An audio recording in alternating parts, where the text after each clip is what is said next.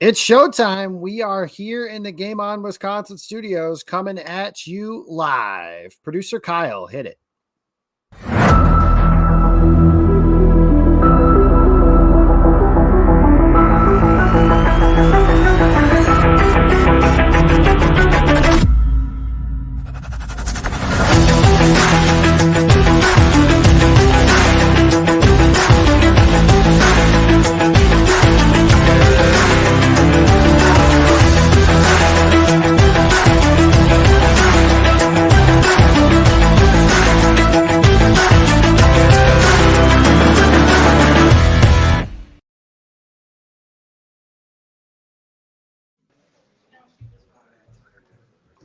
Ladies and gentlemen, boys and girls, welcome to the MVS Show at Game On Wisconsin. The show is brought to you by Artech Ventures. The goal of Artech Ventures is to collaborate closely with founders throughout all the investment and fundraising stages, turning their visions into successful companies. Since 2020, Artech Ventures has helped turn great ideas into profitable businesses that make an impact on industries, communities, and beyond. For more information, visit artechventures.com. Welcome to the show, everybody. I am Jacob Westendorf. I'm your host. I am joined by Todd Varney and Jimmy Christensen, they of Lombardi's Bar and On Brand Off Topic, but nobody cares about any of us being on this show. We are joined by number 83 in your programs, number 1, as far as I am concerned, wide receiver for the Green Bay Packers, Marquez Valdes-Scantling. Marquez, welcome to the show. Thanks for making time with us on a travel day. Yeah, what's up, everybody? Yeah, sorry about that. I had a last-minute emergency, so I had to fly home, heading back to Green Bay. Actually, now flight's in about 45 minutes. So, well, we will get the important stuff out of the way then. Marquez, let's start off talking about Drake's new album, Certified Lover Boy. What's the best song on it, and have you stopped listening to it yet? So yeah, I'm actually a big Drake fan. I've been a Drake fan since probably 2006. One of his first songs that kind of just like stuck with me. And ever since then, I kind of just been a number one Drake guy. Probably can give you every single lyric to every single song he's ever created, to be honest. But I think my favorite song on there right now is probably, ooh, that's a tough one, man. I like Poppy's Home, track number 2. I like the last song in there called The Remorse. I like the 7 a.m. one. I love the whole album. I think it was in my top 3 right now. Nice. Jimmy, you're muted. Yeah, I realize I'm an idiot. So So I was a big Drake fan. I remember the song. I can't remember the name of it. Thank God I'm talking to a Drake specialist here. It was him and Lil Wayne. I remember he referenced Mr. Feeney in one of them. It starts off with "My name is Drizzy."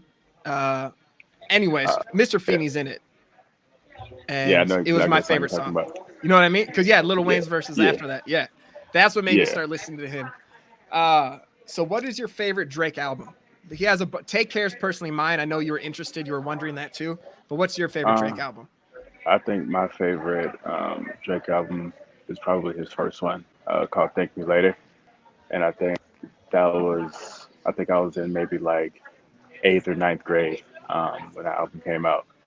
And I can go to that album right now and can't skip a single song on that entire album. Like, I mean, track for track. It has one of the greatest track lists, greatest features from a bunch of people on that album. And it's literally one of my favorite albums of all time. Obviously, I love all Drake's albums, but I think that's the one that I love the absolute most. I think my favorite all-time Drake song is probably "Show Me a Good Time." I had seen it performed on like a TV show or on TV. He had a concert in Radio Music City Hall, like maybe like in like 2010, 2009, something like that. And he performed it. And ever since then, like he had like a live band playing the instruments, and it was just a crazy experience. And that was like one of the best like performances I've ever seen. I watched it on TV. So yeah. Do you ever refer to him as Wheelchair Jimmy at all, or? So actually, I grew up watching Degrassi, which is crazy enough. Like I actually grew up watching Degrassi, and like there's no way this is Drake. Like from playing basketball into a wheelchair getting shot. Like I grew up watching Degrassi as a kid, and see him grow into like this huge artist. It's just crazy to see. He's just so talented, the things that he can do. Yeah, the man's insane. That it is. So, Jimmy, I guess the next time we're on the show, we're going to have you do, you're going to be wheelchair Jimmy if we can get you something on there. But Marquez, the question I had was, it was mentioned today that you've become a little bit more of an avid reader, and they put a list of, Aaron Rodgers put together a list of books for you on that list. And he mentioned The Alchemist, but that was the only one that you have it? Yeah, I actually have this book. I'm reading it as I'm traveling. So it's literally the book I'm reading right now. So okay, so what have you gotten to anything else that was on that list? Can you tell us what else was on that list? He actually got me all the books. He brought them to my locker. It's like a list of like, or not a list, the actual books of like 20 of them. So I couldn't even tell you all the names of them, to be honest. Like I said, we had sat down at the lunch table one day, and we were just talking about some of the stuff that he did in the off season and the previous off season. And some of the stuff that he read, and we were just talking about, like, what books did you read when you were trying to, figure out some stuff personally and figure out, just how to grow as an individual. And he was like, give me a couple of days, and he wrote me a nice, like, long letter, and then he got me all the books and wrote me like a little note about each book, and when to read it and what it's going to be focused on when you're reading it. So it was a nice gift from him. And just shows our friendship has grown from year 1 to year 4. I'll read that one with you. I just ordered it. It'll be here Friday. He's lying. He went on Cliff Notes, and he's just going to read that. Don't listen to him. No, I'll just have it sitting on my desk and tell people I read it. It's fine. I'll get halfway through it like I do with every book I read.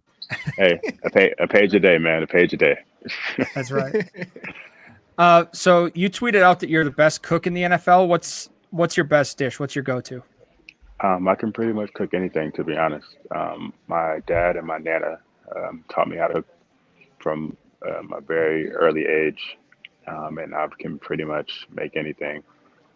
Being from Florida, we got a lot of southern dishes, and then my nana, my grandmother, call her Nana. She is from Louisiana, so obviously she has a very good background when it comes to food, and just learning from them over the years, and obviously perfecting it myself and trying different things and failing at some different things. I've learned to cook pretty good. All right, so let's say Drake's coming over for dinner, and you have to cook your best thing. Like, what meal would you cook Drake? That's a weird question. I'm not really just going to be cooking for a man. Leave it to Jimmy. Leave it to Jimmy. I was thinking someone you want. Okay, fine. A supermodel's coming over for dinner. What are you making her? She can. Everyone doesn't get meals cooked just because you look good. You got to be a good person. You don't get rewarded just because you got a pretty face. For me to be cooking for someone, they got to be able to bring something to the table. All right. Well, you're making me look like a real idiot. Yeah. So I would say, unlike Jimmy, Marquez is an actual gentleman. Here's my follow up to that question: is we've asked quite a few of your teammates and some former teammates now as to who can cook well and all that stuff, and they all said Lane Taylor. Mm-hmm. So have you ever had dinner with Lane, and you're better than him? Yeah. So actually, Lane. I actually tweeted this out last year that I had never had in my 3 years of being for Green Bay at that time. I had never had any of Lane's food. I tweeted it out to him because he was on IR last year, so he wasn't really around a lot because he got hurt. And so he felt terrible. Invited me over to his house and he cooked some food, and it was solid. He's really good on the grill. But I think where I got him at is like on the size. I think we're about even when it comes to grilling. He has a lot of smokers and different types of grills and stuff in that nature, so I don't have all the equipment that he has, but I think I do a pretty good job with everything else. So yeah, I think I'm a better cook than him, to say the least. Is there anything off the field that Kenny Clark does better than you? I mean, you're a better cook than him. I would assume you have better taste in music. Is there anything he's better at? Weighing a lot more. Probably eating a lot more. Smelling bad. just making a lot of unnecessary noises when he stands up, like just to that nature.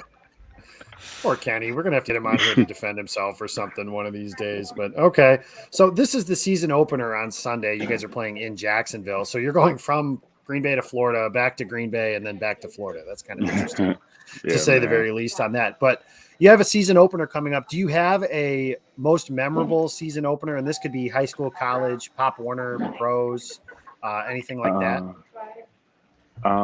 Most memorable season opener. I guess I could say I've had a couple of memorable ones. I think my first year at NC State, my season opener I had like 6 catches, like 89 yards. So that was just cool to do that for the first time. In high school, I returned a kick for a touchdown my senior year, and they never kicked me the ball for the rest of the season. So I had 1 kick return, and that was it. So I guess that was pretty cool. They literally never kicked me the ball the rest of the year. I returned the first kick, opening kickoff, and I never got another kick. So I guess that was cool. But now I have one that's like the most memorable one. I mean, when I was at USF, and just being able to, after sitting out a year and coming out, I had a really good game. I forgot who we played, but I had a really good game for the first game of the season. Touchdown, some other stuff. So yeah, I think I have some pretty good openers. I think the most memorable one is my rookie year. I played like 7 snaps, but that was the game when Aaron Rodgers got hurt in the first half, and we were playing Chicago in 2018, and he came back. We were down like 21 points or something, and Aaron came back and won the game, and Cobb had like the 70-yard touchdown to win the game. So I think that was a pretty good one as well. All downhill from there after that, right? I mean, everything else is easy after that. Right? You returned kickoffs your rookie year here too, didn't you? Yeah, I got smoked. I didn't bring it up for that reason, but okay. I got smoked. Yeah, I got smoked. So obviously, I mean, you set personal goals for yourself going into the season. Do you set different goals throughout the year as well? You kind of adjust those, and what are some of those goals that you have set for yourself? I mean, I don't really have like individual goals as in like statistics wise. I mean, I think it's more so just being better than I was last year, being more consistent, making more plays, and helping this team win. Obviously, I think I've gotten better every year that I played, and so just being able to continuously go down that track and keep growing as an individual and keep growing as a player and helping this team. I think that's just really what the goal is for me. I don't think stats is kind of my focus ever. So the more I'm listening to you, the more I realize, because I'm older than you, which is a weird thing for me to be older than people now. And you were way more mature than I am. And you were just, that's not saying anything. I know, I got to shape up. Thanks, Marquez. You're really showing me my faults. So last year after the Saints game, you said that the 1-7 coverage is real. What did you mean by that? Yeah, I mean, obviously Devontae didn't play, so I was the next in line to be, the primary target, and I don't think I even had to catch that game. And I think what kind of set it off was we had ran a play like in the first quarter or something, and I got double covered. It was like a post down the middle of the field. I got like double covered, and we ran the exact same play like 2 plays later, and Allen was in my position to run the exact same route. And he had like a 70-yard like completion where he got tackled on like the 4-yard line or something. And it was the exact same play. And it's a different coverage when, they take away a player. And so obviously when you got Devontae Adams, he gets a lot of those coverages, and he still finds a way to get completion somehow. But I definitely got that treatment a couple times when Devontae wasn't playing. Okay, so coming into the season this year, I've heard from a lot of your teammates. Matt LaFleur even said you're just a different player this year. Your focus is different. Your habits are different. What's changed within yourself? And then, this is year 4, obviously, I know that. But what are they talking about, or what do you think they're talking about when they say that? I have no idea, to be honest, man. I feel like I'm I feel like I'm the same guy, man. I think it's just more so just the approach to everything, with it being, the third year in this system. There's a lot more comfortability, if you can say that. And I think it's just finding what you do well and just owning it and becoming the player that you want to become. So I think that's just kind of what that is. And I don't think there's anything past that. I didn't do anything different in the offseason. I didn't go off and train at a different place or, have some crazy diet or go sit on top of a mountain and meditate for 60 days or nothing like that. It was, I did the same thing in the offseason. I just spent more time away from football than I normally did in the offseason. So, I don't know if that had anything to do with it, but I think just becoming more comfortable in every aspect of my life. Well, we're looking forward to a big season for you, obviously. And then, Jimmy, go ahead on what you got there. I was going to say, correct me if I'm wrong, but even through your college times and then when you came into the NFL, you had some changes with coaching or offensive coordinators. Like when you came to the NFL, it was Mike McCarthy, and then you had LaFleur. And finally, like you mentioned, you're in a system where it's repeating year after year. Mm-hmm. And you mentioned you're more comfortable, but do you feel like you've just developed quicker then since you're able to kind of do the same thing year after year? Yeah, and when I was in college, I had 3 head coaches, 4 different position coaches, and 4 different offensive coordinators. So, I never really had one set system. This is probably the longest I've had a set system since I've been playing football outside of like high school when, I had the same team for 4 years. But, I think I wouldn't say it's more comfortability because, once you know it, you know it. So, after the first, couple weeks in training camp, the offense, so obviously it's continually growing. So it doesn't really necessarily mean more time in the system. Obviously it's a lot easier when you get new plays thrown at you or something in that nature, and you got a really smart team, smart quarterback, smart receivers that you can, add new plays in and do things on the fly. Obviously with Aaron Rodgers, it's one of those things where he's literally the best in the game, smartest guy on the field. So you got to be able to keep up with him when it comes to what he sees and what he wants to do. But I wouldn't say that, 3 years into the system, I felt any different than I felt in year 1. Makes sense. Okay, so we've got a few minutes left. We're going to go with a couple of fan questions here as we get them in. So guys, go ahead and get them in. Kyle, pull up the first one.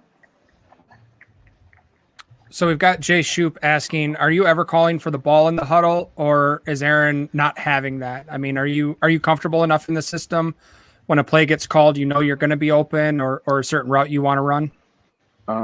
Well, there's times when there's plays called where you're getting the football, and there's times where Aaron's like, all right, Quez, I'm throwing you this ball, and there's times like 12, throw it to me, so obviously all those things go into it, and you got to be confident to play this position, especially with a quarterback like Aaron.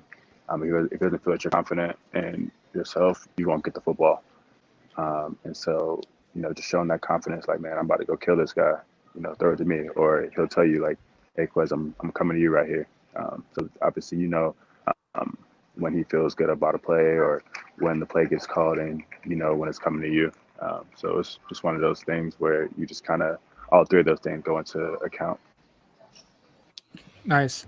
Mentioning the confidence there, Amari Cooper had said that he believes he's the best NFL or the best receiver in the NFL, but he hasn't proven that yet. Is that just the standard mindset, I would assume, going through?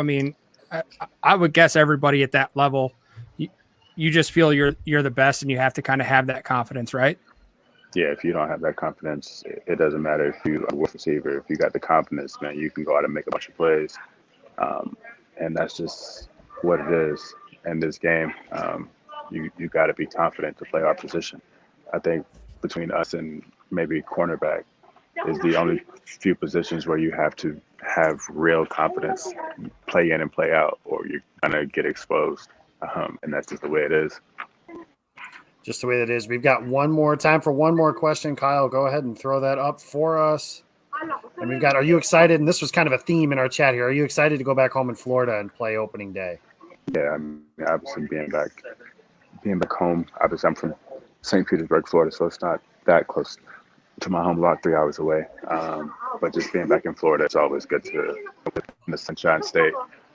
Don't get to experience it too often, playing out in the Midwest, so we don't really have too many games down in Florida. But it's the heat, and I'll take the heat over the cold any day. If I'm being honest, I love playing. I love playing in the sun. So I'll take full advantage of every game that we got in the heat, because once it gets 20 degrees in Lambeau, it's not fun. So. Well, you're pretty damn good whether it's hot or cold. You had a 50-yard touchdown in last year's NFC title game. We're looking forward to more of those this year. He's Marquez Valdes-Scantling. You can follow him on Twitter at MVS_11. Marquez, we appreciate you stopping by. Enjoy a safe flight, and we'll see you next week after a 1-0 start. All right, sounds good, fellas. All right, Marquez. That's Marquez Valdes-Scantling, he of the Green Bay Packers, number 83 in the program and number 1 in our heart as far as I'm concerned. So, guys, we've got a few extra minutes here than what we anticipated. I just kind of wanted to recap what that was like. I mean, we've all spoken with Marquez the same amount of times. We all talked to him once, and that was it. Didn't really know what to expect as far as it. He's obviously got some stuff that he's done through the media and everything like that, but you don't get to know him all that well. First and foremost, for me, I was appreciative that he was willing to do the show with us from an airplane. It would have been very easy for him to say, nope, can't do it, guys. Sorry, we'll have to start next week. So I'm appreciative of that. The other thing I've learned is that Marquez is a much better person than all three of us. Well, yes. Yeah, okay. Shut up, Todd. Yes. And especially Jimmy on the bottom rung there. Yeah, honestly, if Drake says, hey, Jimmy, I'm going to come over to your house, I'm cooking him dinner. I don't care how weird that is. That man's would you offer it to him, or would you just eat it right in front of him and just not offer him any? Anyways, what I am really, I hate you, Todd. What I learned from him, which was actually interesting, we saw with Rodgers this year too. He mentioned stepping away from football. He obviously was in Hawaii. He was enjoying his time away from the game. And MVS just said too, people are saying he seems a little bit different, and that maybe it's just taking that time away from the game is something that players are going to start seeing that they need to do a little bit more, because it appears to have an effect on him. Because like you said, Rodgers, LaFleur, all of them pointed it out. I got to tell you guys, what an honor it is to have ESPN in our chat room here. It's just incredible. It's an incredible thing. I can't even begin to describe how happy that makes me. So something I want to do here at the end, guys, is Marquez is going to play Sunday. He's going to play against the New Orleans Saints. Guess his stat line. And this is something that we might turn into a little bit of a segment, maybe put a little bit of a friendly wager on or something like that we could do. Not that we would ever condone something illegal or anything like that. But I'm betting the over that Lambeau put in there that he's only supposed to get 3 touchdowns this year. Yeah, he might score 3 touchdowns in the first 3 games. So yeah, I'm betting over that. on that. Yeah, that's bullshit. So there's no way there. But what I want to have for you guys is catches, yards, and touchdowns. Jimmy, I'll start with you for Sunday afternoon against the New Orleans Saints. And Kyle, make sure you're keeping track back there, Mr. Youth Pastor. See, the thing with this is like every week, since we're going to be having him on, all of us are just going to inflate these stats, because he can't come on next week. We're like, hey, we gave you 0 catches, 0 yards, and 0 touchdowns. Yeah, that's the point. Yeah, I'm going to go. I'll say he has 4 catches, 77 yards, and 1 touchdown. Okay, so 477 and 1 for him. Todd, Mr. 5 Lombardies. Wow, 5 box yards. What do you got? I wrote down 3 catches, 71 yards, and 1 touchdown. Oh, he's catching a heater. I was going to say he's catching a big one, and if that is in fact the case there. So last year, Quest had a pretty big game to open his regular season against the Minnesota Vikings. He had a couple of big plays, and he actually left a couple of plays on the field as well. His final stat line last year was 4 for 96 and a touchdown. And that includes at least 2 plays where he dropped the ball. So I'm thinking that the Packers are going to need to and going to be able to put up points. So Labo here's got 4 for 112 and 2 touchdowns. That's around, I'm thinking like 5 catches, 130 yards and a touchdown. I just think that if he catches the ball, it's a deep ball. I mean, if he's involved in the play, it's a deep ball. So I think he goes over 100 yards. They did it for Alan Lazard last year. He had a big day, but I think MVS is going to be on the field more. So I like him for a big day. Ryan Bowman, Canadian Bacon, 5 for 90 and a touchdown. Jason, I can't pronounce your last name. Z, 4 catches, 93 yards and a touchdown. Heath Sheezer, he's got 5 targets, 3 catches, 89 yards and a touchdown. Jimmy Johnson, 3, no, not to be confused with the white-haired coach, formerly of the Dallas Cowboys, 3 catches, 60 yards and a touchdown. And the other thing is Labo points out at the bottom, he's going home. I think that, when you get the chance to play in front of your home crowd in your home state, I think that's something that you heard how excited he was to go play back in Florida, play in the heat and do some stuff in his home state. So we're out of time for today's show, guys. This is going to be, we'll have a chance to probably do a little bit more next week with him. Just with him being on a flight and having to take care of some stuff. We appreciate Marquez for stopping by and watching. Want to thank his agent Max for helping us out with this. And again, our sponsor, Artech Ventures, for helping us out here. We'll be able to do some more stuff. We are going to have a chance on this show for you guys to win some really cool prizes, just like we did last year. But as a reminder, this show is entirely for a charity purpose. And we should have a charity for you guys in the very near future. Once we have details for that, follow us on our social media. We'll give them all to you there. But in the meantime, until next time, I want to see you guys all in 12 days for Todd's birthday party at the Green Bay Distillery. We got some really cool stuff going on there. We'll have Quez one more time before that. That will be the home opener against the Detroit Lions. And last year's friend, Jamal Williams, will be coming back to Green Bay to take on Quez and the Packers for the rest of that. Until then, next time, you can follow me on Twitter. I'm at Jacob Westendorf. You can follow Todd. He's at the Todd V. And Jimmy Christensen at Jimmy_C08. Make sure you guys catch Lombardi's Bar tomorrow night at 7:30 Central Time. That'll run then. And stick around. In about an hour and 15 minutes, we've got Open Book kicking off with Zach Jacobson and Janelle Mackey. But until next time, thank you guys for stopping by with Marquez, Todd, Jimmy, and myself. Thanks for listening. And go, Pack, go.